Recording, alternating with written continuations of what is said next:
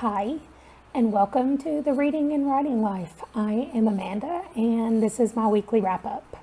It's also the end of June. I'm not doing an official June wrap-up yet because I need to wait until the readathon is over and all the stats and everything for that has been done. So we're just going to do a regular, normal weekly wrap-up. It just happens to end on June 30th. The only announcement is if you didn't see the video that went up yesterday, it was my first premiere, but if you didn't see it, go watch that. That's where I did my spins to see who my authors are and to see what my subscriber read is for the month of July. And so you can go watch that to find out what those are. But let's talk about the new subscribers this week. There is Miss Richard Reads, there is Bookish, and Joanna Sousa. Thank you very much for those who have subscribed. If I didn't call your name and you subscribed, it's because you don't have that public so that I don't get notified. When certain people subscribe, you have to have it listed as public. Okay, now let's talk about what I read. I finished 12 books this week. 10 of them were romance. Then we had one mystery, one horror, and one classic. So I'm going to go more in depth on the mystery, classic, and horror, and then I will skim over most of the other ones. Somebody gave me the idea because I said, since I read a lot of books, it takes me a really long time to make these videos where I talk about the books I read.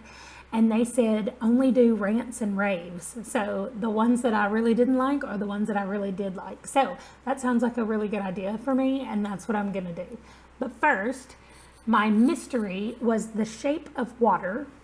Let me scooch this way. I really liked this. This was my read for the Euro 2021 soccer tournament that they're having, and we're doing that. And Wales lost to Italy last week in the final round of the groups. And so I had to read an Italian book, and this is a detective book. It was so funny. Like, they were so snarky and sarcastic to each other. I really enjoyed it. And I think if you're trying to find, it was old. It's an old book. But if you want to find some like old mystery, like it's almost like one of those, what are they called? Like the detective novels, like the Gumshoe Detectives or whatever. I just know that in the movie, it's like a black silhouetted detective, like that kind of thing. That's what it reminded me of. But anyway, then I'll go ahead and talk about the classic that I read because it was also because of the Euro 2021. And that is Andersen's Fairy Tales, which was a collection of fairy tales by Hans Christian Andersen, who is Danish. Wales lost in the first round of the top 16. They made it there. They made it to that round, and they lost to Denmark. So I went looking for a Danish author, and when I typed that in, Hans Christian Andersen was the first one that popped up, and I thought, it's been a long time since I've read some of these fairy tales, and some of them I had never read, and so I just read a collection. This has, I don't know how many it has in it, but there were, I think, at least 20 different stories in there. The very last one, and the one that just stuck out to me was The Little Mermaid. I clearly have a Disney picture in my head of what The Little Mermaid is, and that is absolutely not what the original Little Mermaid is.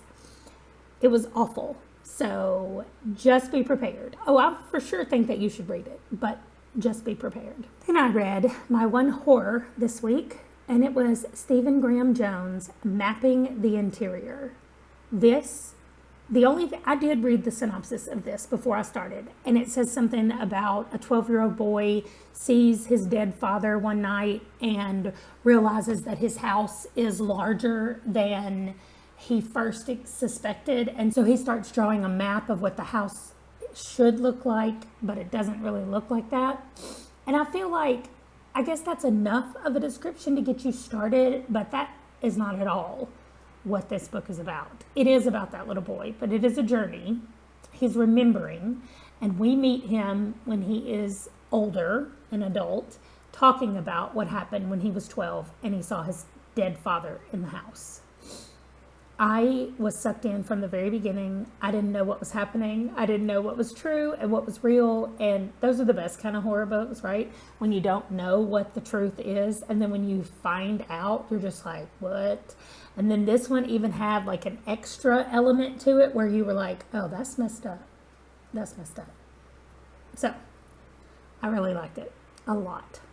Now, we're going to quickly go through these 10 romances. I'm not even going to pop the pictures up here one at a time because that's too many for me to put on my editing screen. So I'm just going to put them all up here at one time. That makes it easier for me.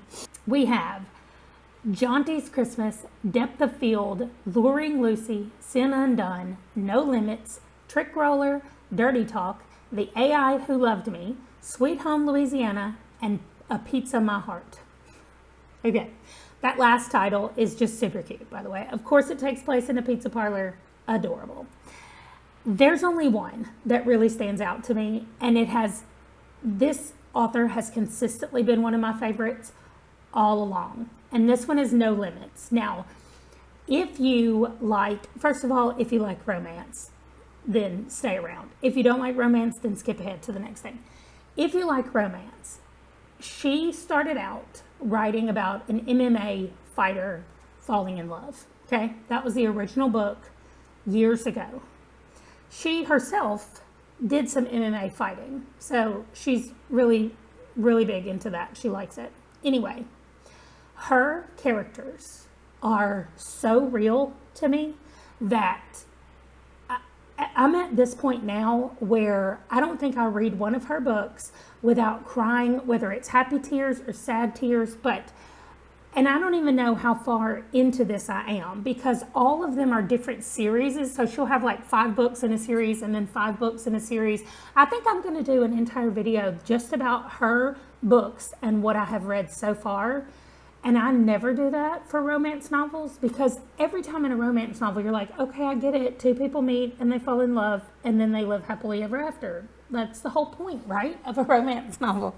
But this whole city that she has built around, I mean, it's all the people of this town and they're all like a little bit kind of connected and these people are a little bit connected over here. And now we're in the 2nd generation, like the people that she originally wrote about. These books now are about their kids that they've grown up.